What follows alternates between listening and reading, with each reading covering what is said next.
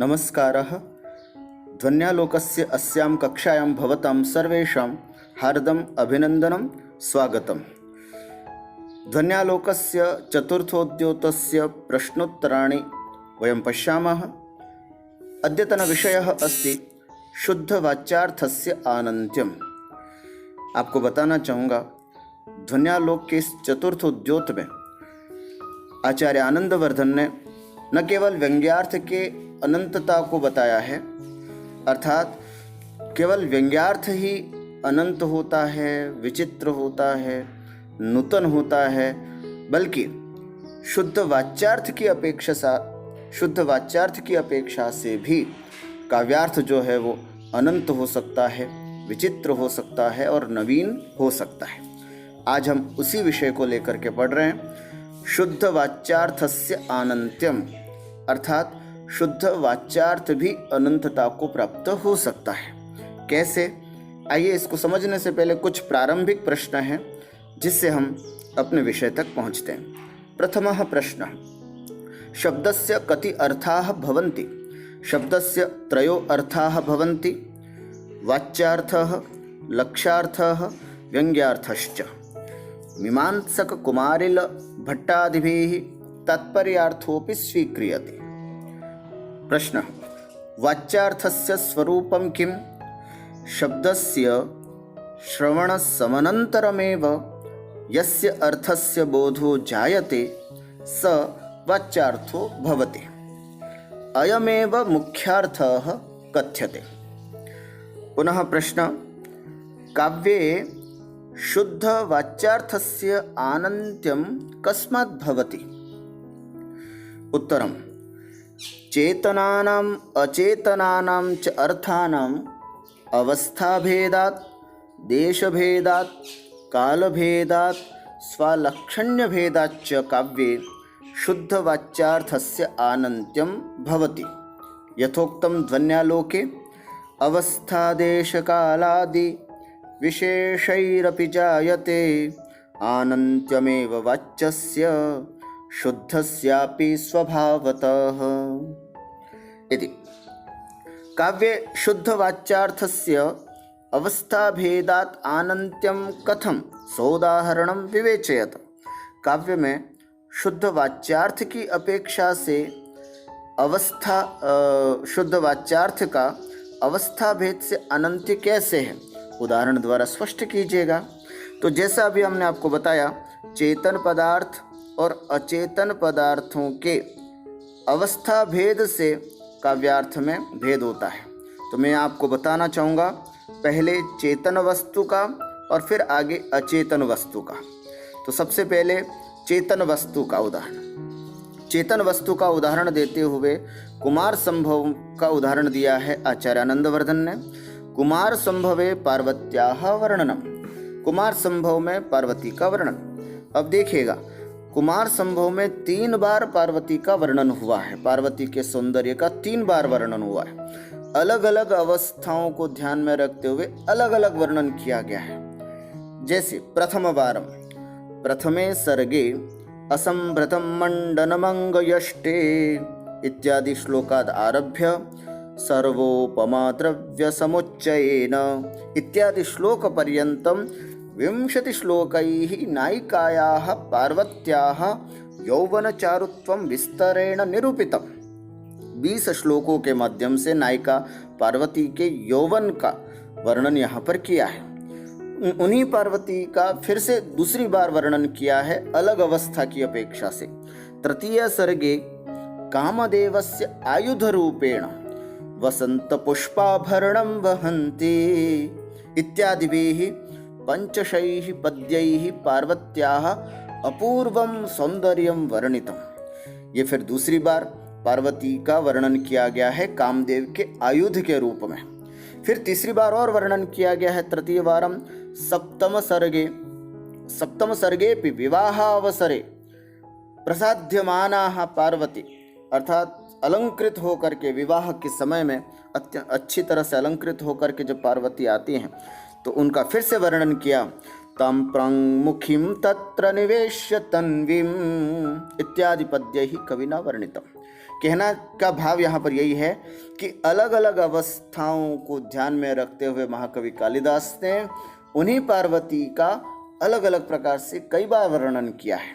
इसलिए शुद्ध वाच्यार्थ की अपेक्षा से भी अवस्था को ध्यान में रखते हुए अर्थों की अनंतता होती है। उसी प्रकार चेतन वस्तुओं में और भी देखते हैं, तो यहाँ ध्यान से देखें, चेतनानाम बाल्याद्यवस्था भेदेनापि। चेतन में अगर आप किसी का वर्णन करना चाहते हैं तो बाल्याद्यवस्था भेदेन, बाल्यावस्था, फिर यौवन अवस्था, फिर प्रौढ़ अवस्था, फिर वृद्धावस्था, ऐसे अलग अलग अवस्थाओं को ध्यान में रखते हुए भी हम वर्णन कर सकते हैं, जिससे वाच्य में अनंतता आ सकती है। ये तो हुई चेतन वस्तु की बात। आइए अब अचेतन वस्तु की अपेक्षा से कैसे, तो यहाँ पर दिखाया है अचेतन वस्तु कुमार संभवे हिमालयस्य वर्णनम। इसका भी उदाहरण आचार्य आनंदवर्धन ने कुमार संभव से लिया है, उसमें हिमालय का वर्णन दिया है। हिमालय का वर्णन अचेतन के रूप में भी किया है और हिमालय का वर्णन चेतन अवस्था में भी किया है। कैसे? अचेतन रूपेण वर्णनम प्रथमे सर्गे हिमालयस्य अचेतन रूपस्य वर्णनम कृतमस्ति।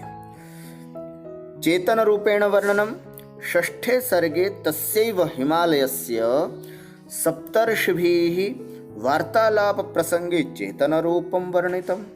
अर्थात वही अचेतन वस्तु हिमालय अचेतन के रूप में भी, अचेतन अवस्था में भी और चेतन अवस्था में भी वर्णन को प्राप्त हो करके वाच्य की अनंतता को दर्शाता है।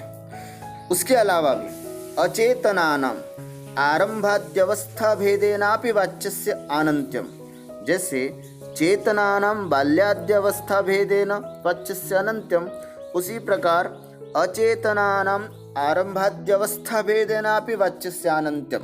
अर्थात कोई भी अचेतन वस्तु है वो आरंभिक अवस्था में कैसी, फिर मध्य में आकर के उसकी अवस्था कैसी और अंतिम में आकर के उसकी अवस्था कैसी हो जाती है, इस तरह से अचेतन वस्तुओं के भी आरंभ, मध्य, अंत अवस्था की अपेक्षा से वाच्य की अनंतता देखी जाती है। उदाहरण के रूप में यहाँ पर आनंदवर्धनाचार्य ने एक बहुत सुंदर पद्य दिया है। उसमें प्रारंभिक अवस्था दिखाई गई है। क्या कह रहे हैं?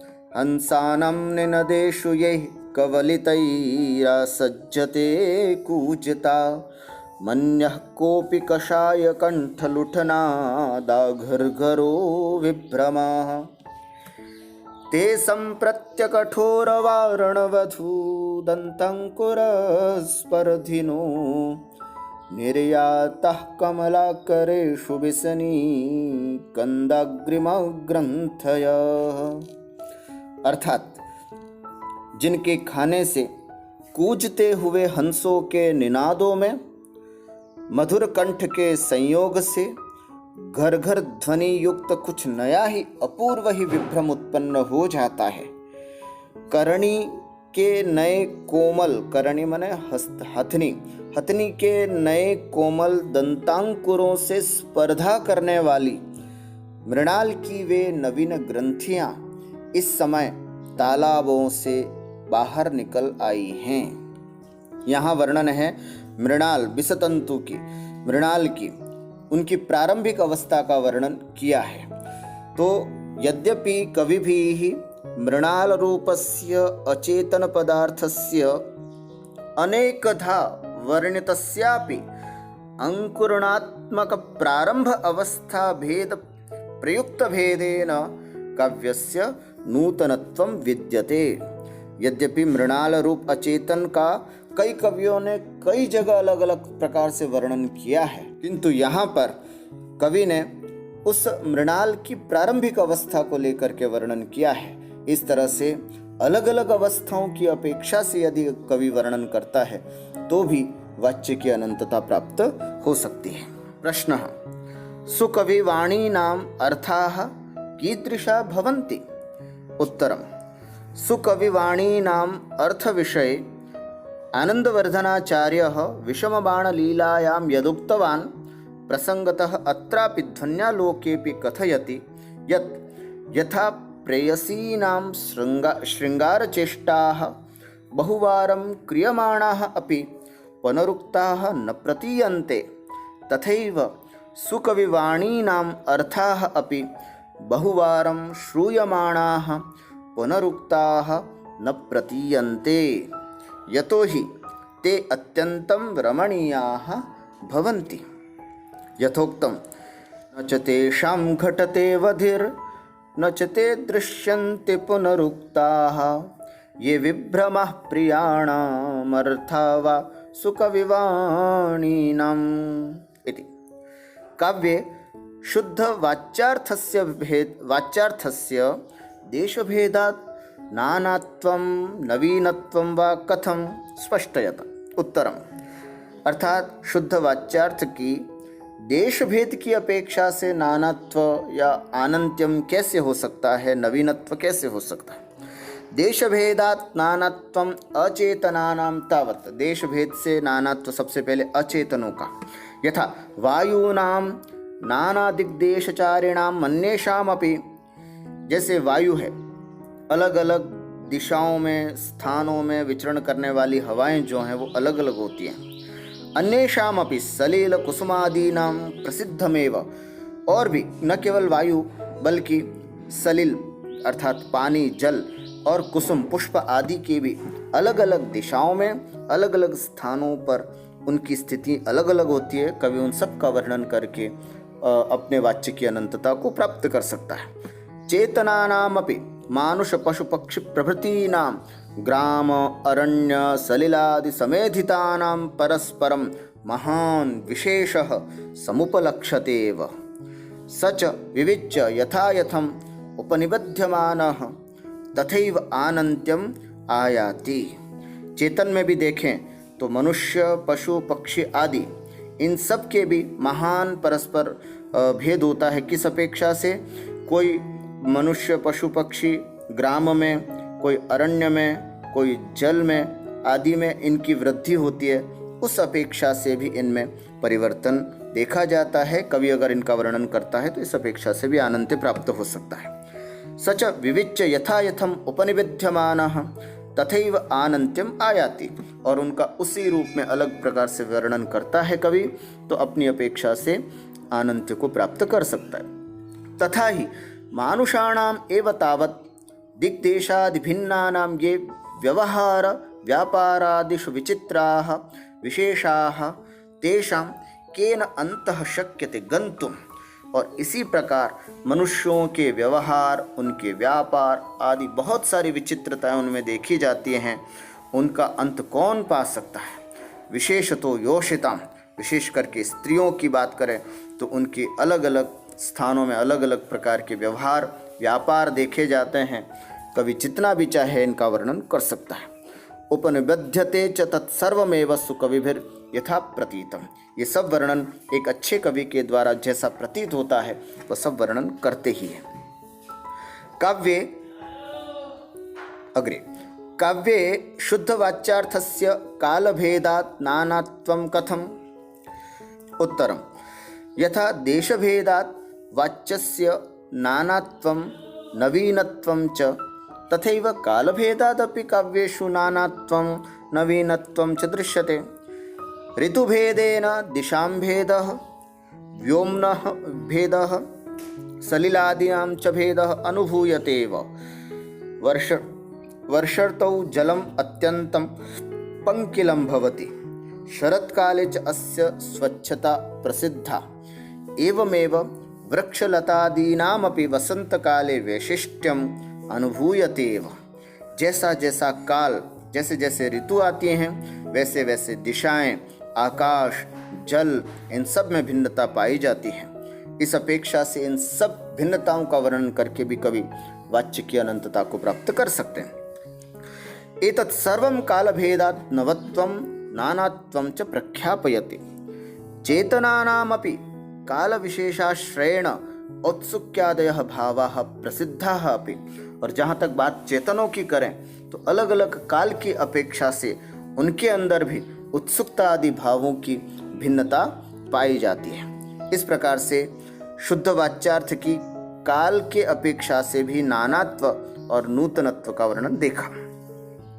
काव्ये शुद्ध वाच्यार्थस्य स्वरूप भेदात् नानात्वं कथम?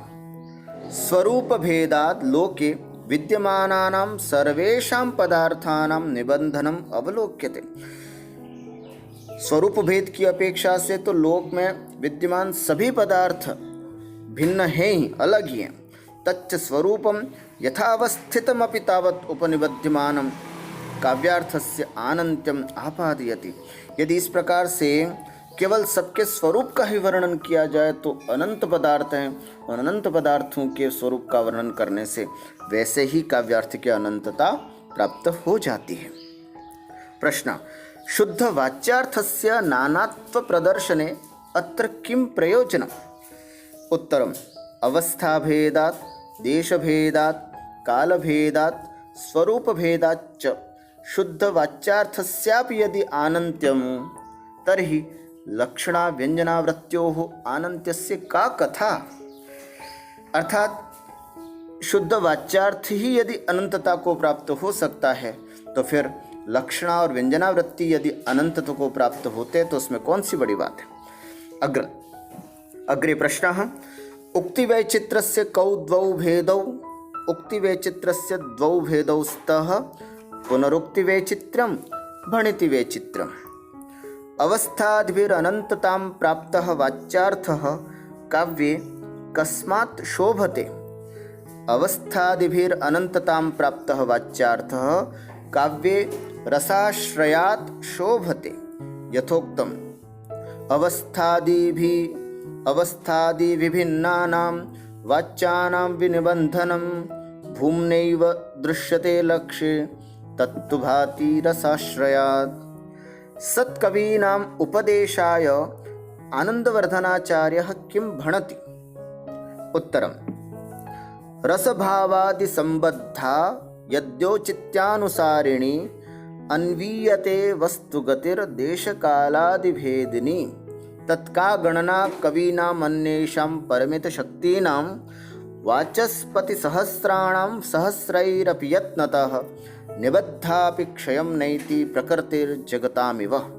अर्थात यदि औचित्यानुसारिण्याः रसभावादिसम्बद्धायाः देशकालादिभेदिन्याः वस्तुरचनायाः अनुसरणं क्रियते तर्हि परिमितशक्तीनाम् अन्येषां साधारणकवीनां तु का गणना, किन्तु साक्षात् वाचस्पतिसहस्राणां सहस्रैरपि यत्नपूर्वकं तस्या वर्णनं कुर्युः तथापि जगतां प्रकृतिरिव कदापि तस्याः वस्तुरचनायाः वर्णविषयस्य वा क्षयं न भविष्यति।